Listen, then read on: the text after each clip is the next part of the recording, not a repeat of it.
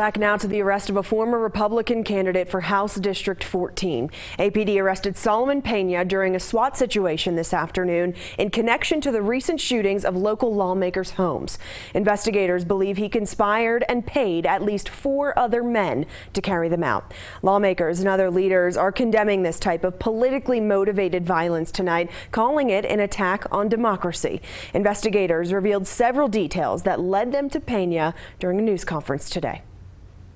It is believed that he is the mastermind that was behind this and that was organizing this. Solomon Peña, a former Republican candidate for the New Mexico House, turned conspiracy mastermind. Disagreements take place. We know we don't always agree with our elected officials, but that should never, ever lead to violence. Bernalillo County Commissioners Debbie O'Malley and Adrienne Barboa and House Speaker nominee Javier Martinez reported shots fired at their homes between December 4th and 11th. On January 3rd, State Senator Linda Lopez also reported shots fired. APD believes Solomon Peña conspired with and paid at least 4 other men to carry them out. The evidence that we have is not only firearm, but it's also from cell phones and electronic records, surveillance video, and multiple witnesses inside and outside of this conspiracy that have helped us weave together what occurred. Investigators say they have evidence that places Peña at the most recent shooting at Senator Lopez's home. We now have evidence, too, that Peña himself went on this shooting and actually pulled the trigger on at least one of the firearms that was used. They also announced Jose Trujillo was arrested on an outstanding felony warrant about an hour after the shooting at Senator Lopez's home. A Bernalillo County deputy pulled him over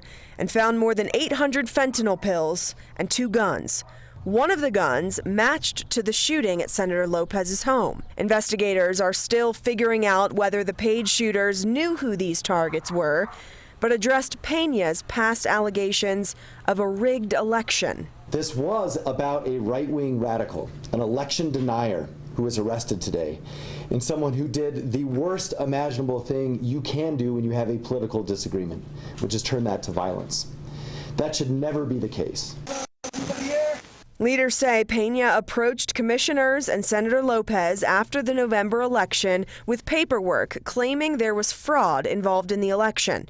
This ring video shows Peña at Commissioner Debbie O'Malley's home. An attack on an elected official is an attack on democracy, whoever that elected official is, Democrat or Republican.